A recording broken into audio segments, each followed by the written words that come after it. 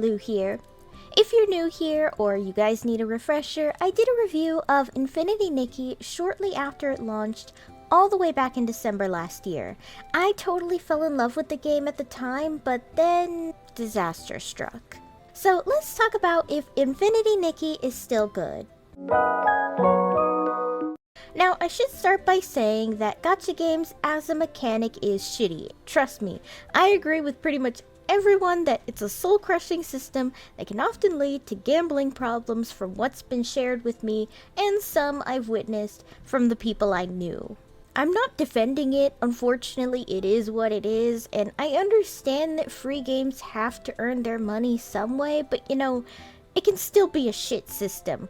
I'm kind of dumb, I'll be honest, so I personally don't have a solution for games like this to satisfy both sides, but I just do what I can, and that's called fuck meta and use the system to your advantage, bros. Just saying, because I have gotten some comments regarding discussing more of the greed of gacha systems in the first place, and I totally get it, but the way I see it is I don't give in to FOMO, and if you have gambling problems, then please, and I mean please, avoid gacha games. Fuck the system, I guess. Alright, so first thing I want to tackle here is the disaster that was 1.5's release since my video. This was so bad even channels who know nothing about the Nikki franchise were covering it. Like, even people who didn't hear about this game until the controversy were talking about it.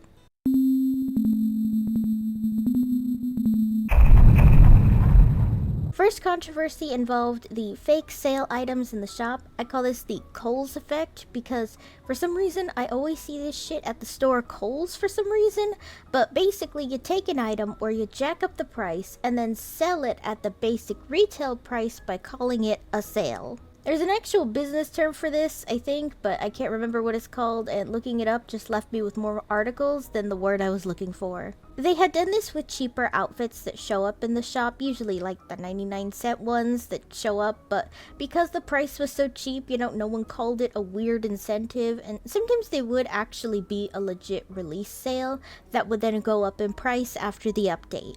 This was particularly bad during 1.5 when a bathtub prop was priced at $100, only to be then sold for $10. Everyone knew that there's no way in hell anyone would be stupid enough to buy an in-game bathtub for $100, so it was clearly made to incentivize players to buy the bathtub by making a fake sale out of it. People were pissed about this, where Infold issued an apology and said they wouldn't do this shit again after the backlash. When Infinity Nikki was being ported to Steam, they made a Share This Post campaign where the more people shared, the more gifts that fans would get after the campaign period ended. This implied to be 10 pulls on the premium banner for limited time items, a massively generous reward. But following that goal reached, it was changed to something way less, which fans were furious about. Infold then issued an apology, didn't do this shit again, and gave a decent amount of rewards. I will say that since then, they've been pretty generous with their social media gifts, so I think this was definitely a learned lesson. Infold gave some pretty bad miscommunication regarding the dye system, I think. An event implied you would need to collect several of different plants, furs, and fish for different dyes, but it turns out it was a completely different system. That and you can only get more material to dye outfits via buying it with actual money and the occasional reward per update. I think it's fucking dumb to buy dye material with real money, but if you hoard the currency and only dye things pink that you really like because it's the best color, then honestly, you'll find yourself hardly ever touching it. Infold announced that 5-star outfits would bump from 8 pieces all the way up to 12, but due to extreme fan backlash, they bumped it back down to 10 and announced they wouldn't be doing this shit anymore. I think this was bullshit since it just made getting full 5-star outfits even harder, and it felt like they wanted to do the Shining Nikki formula where 5-star outfits have somewhere between 14 to 17 pieces depending on the set because makeup is unfortunately added to that outfit rather than being a separate bonus for rolling on the banner. This one pissed me off so bad, just as much as all the greed shit Infold was pulling, but changing the entire story that only hardcore Nikki fans were going to understand while completely alienating new players to the franchise. Despite the fact that they made this game with the intention of being a soft reboot or entirely separate continuity to bring in new players to the Nikki franchise. The retcon of the main story being Nikki finding a beautiful red dress that brings her into a magical closet to the world of Mirrorland, with very vague hints in the beginning that her mom has been to Mirrorland before. This includes Giovanni's plotline where he resets time only once, where Nikki shows up in the second loop of events while stating she didn't exist prior to the reset. The new character Desir explains a bit of this, and I was left scratching my head about it, but it feels like a weird way to show they clearly forgot what they wrote in the main story. That and the main story since 1.5 has been halted to a complete stop, with largely only side content going right now. I get it, Nikki does say she's done all she can to investigate miracle outfits in Florawish, and characters tell her she'll have to leave Florawish to learn more, but the border is currently shut down at the moment, which I assume means that main story updates will be at the start of every priority number patch, like 2.0, 3.0, etc., and the rest is just side stories that reuse content from the new assets and punch you in the gut with feelings, but I'm not going to talk about the positive stuff just yet. That's later. Now, some have said this retcon and over-implication of the Sea of Stars is to have an in-lore excuse for multiplayer while still being Nikki, basically explaining that Nikki is seeing reflections of herself across the multiverse and time loops, I guess? But I stopped thinking this the moment I started playing other Nikki games. I think the main priority was to A, have an excuse to go back to different events in Mirrorland's history, similar to the arc in Shining Nikki. B, better implementation of crossovers because the Sea of Stars is connected to space itself, I think, and that would make crossovers easier. And C, to force in the time loop narrative of the other Nikki games way earlier to get players familiar with the concept, as it's going to be brought up more as the story goes on, presumably. It was brought up in the Danxing story, so I assume they're already implementing it. Infinity Nikki's generally bad apologies, which I'll be honest are weirdly passive-aggressive and kind of victim-blamey, which is weird because I've seen Infold issue apologies for Love and Deep Space and it was pretty basic, sincere, and straightforward, so I don't know who is huffing what at Infold or Paper Games, but someone clearly had their papers creased, cause geez. Especially when outfits for 1.9 leaked early online, and you can tell they were pissed about the leaks, and made it seem like it was the fanbase's fault for it happening. I don't know, the wording and tone was weird. They gave us a hammer though, which I thought was a funny banhammer joke. Speaking of the co-op or multiplayer, by the way, it's kind of notorious for being very buggy and suffering from connection issues, which Infinity Nikki bugs is kind of a problem, but I encounter a lot less bugs than I did when I started the game in December. Even though it's something similar to the non-game-breaking Bethesda game bugs of the camera going all over the place, animations getting fucked, certain pieces together causing weird glitches, or like players on top of each other, like in this photo I managed to snap in the Sea of Stars. This one isn't actually part of 1.5, this is a new one, but when adding the new furniture system in the housing, Infold was going to make people pay per piece of furniture with actual money instead of a set of recipes so they could make it over and over again, which Infold issued an apology, turned all the premium furniture items for free except for a bird chair or something, and announced they would rework the premium furniture system to be less payment heavy. Which all this to me is, thank goodness Infinity Nikki fans are very vocal about something, because it's refreshing to see a company back down after uproar, little glimmers of hope and humanity, if that makes sense. Despite all of this, which I did learn about most of this after, and largely protested by boycotting once I found out, I decided to come back to it all these months later to see if they fixed these things, because I really did love what this game was and what it has to offer. I love cozy games like Stardew Valley, and I love having something to dress up for hours and take photos with. That's partially why I love dolls so damn much, you know? So this game feels like the best of both worlds, and I wanted to scratch that itch so bad. So, what do I think of it now?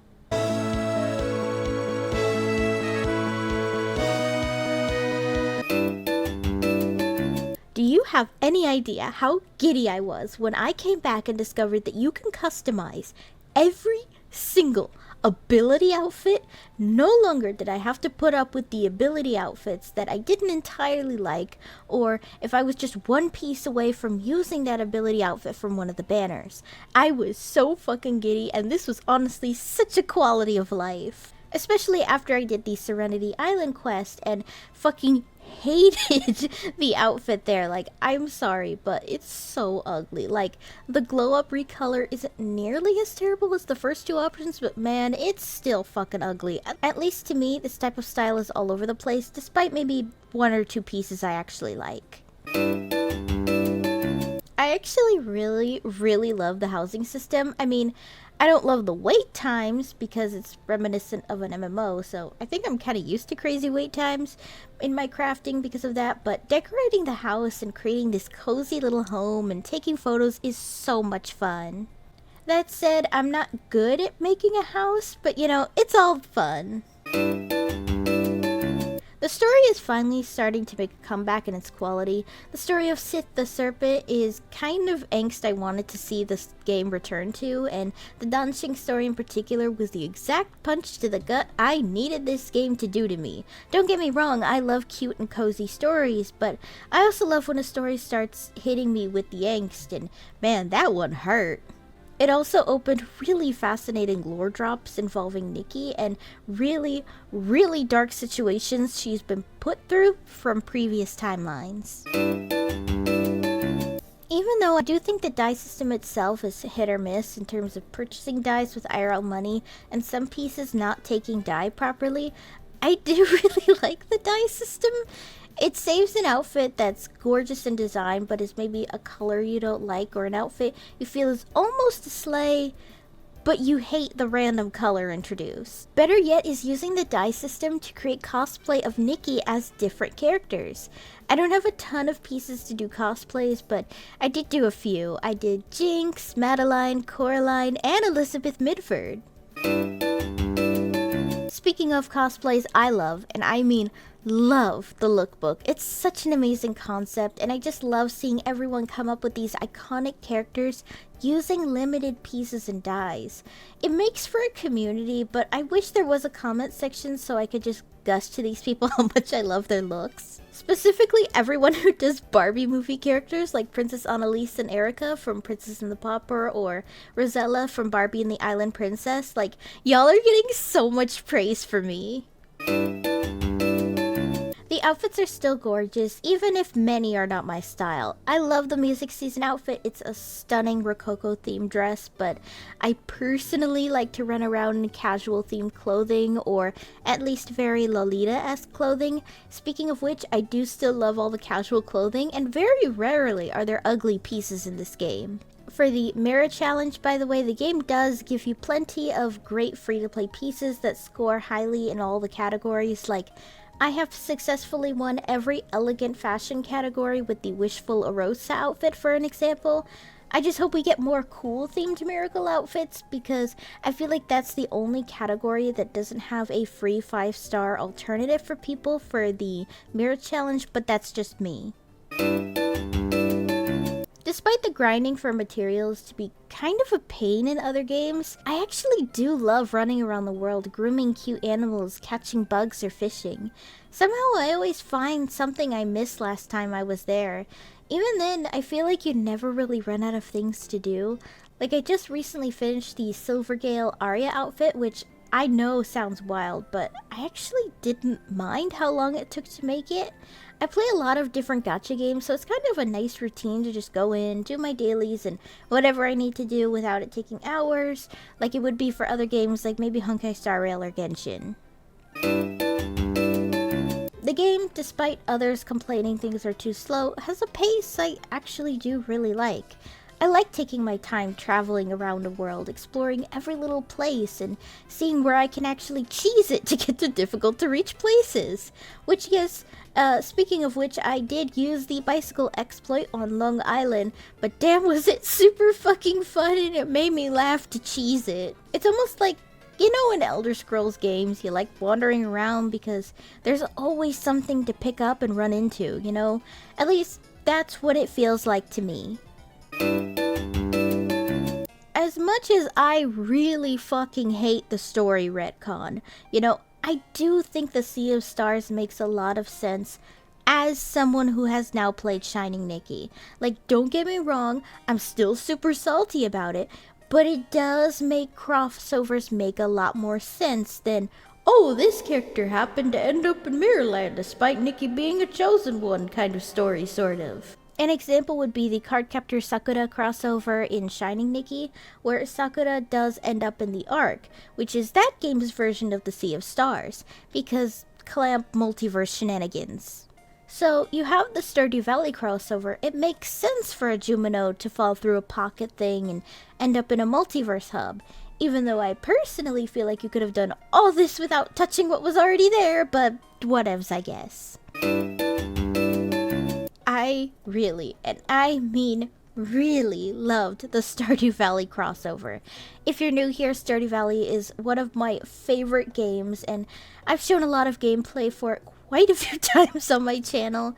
Yes, the quest was super short, but it was so wholesome, and it put such a big smile on my face. Giving us music from the game is also just really fucking awesome because I adore the soundtrack for Stardew Valley. It just made me really hyped for another crossover in the future, which I hope will be maybe Barbie or Disney, mostly because I'd love to dress Nikki as an actual Disney princess, or maybe Barbie's iconic black and white swimsuit. Okay, so yeah, the Sea of Stars is broken, but when it works, it's a surprisingly wholesome experience from what I've encountered. It's kind of weird, actually. Most Infinity Nikki fans I meet are actually just really nice and wholesome. Obviously, I'm sure there's some fandom dregs like in every community, but yeah, it was just a really wholesome experience. Like, I met all these girly pops, and we were all just there on the same 5-star cat outfit and activating all our ults at once with it while jumping around and dancing. It was really sweet. Until one of them lost connection after I gave them a ride on my cart bike, but that's beside the point. The rest, I feel like I could go on and on, but I really do love Infinity Nikki, and I feel like the game is finally back on track to what I wanted it to be when I first heard about the game in December. Yeah, it's got its flaws, but considering how ambitious this game is for Infold, who have never made an open world before, I'd say this isn't terrible. Yes, Infold is a big company who makes a lot of money, but you know, their other games aren't this massive in terms of scale. I guess it's like if a visual novel company, regardless of how massive, tried to make something like Legend of Zelda Breath of the Wild. There's going to be hiccups regardless of how massive, because you have to find out how to translate basically your bread and butter game concepts that people are used to when they play your games into a genre that's never been done before. Add on to that a genre dedicated entirely to female players, which Infold's games are largely for a female audience, and you pretty much have the most ambitious project ever. I'm not defending Infold either. I do think they've done a lot of shitty stuff, and I'm glad this community and the Love and Deep Space community don't put up with this shit, but I'm just kind of explaining from what I've learned from other game developers and Infold themselves. Devil's advocate take, maybe? Anyway, I just wanted to yap about Infinity Nikki again because I feel like the game is finally starting to redeem itself, and I see its popularity is finally coming back up, so you guys let me know down below what you think of Infinity Nikki. Has it redeemed itself, or are you still refusing to play it? Everyone's opinions are valid, so as always, let me know down below. Hey guys, thanks for watching. If you liked the video, be sure to give it a thumbs up and consider subscribing if you're new. And if any old or new subs would like to help support my channel in any possible way, my Ko-fi page is down below in the description, along with links to all of my social media tabs. For any subscribers, new or old, who'd like to help with video ideas, or maybe just want to talk about anime or something with some like-minded people, I have a fan server link down below. See you next time!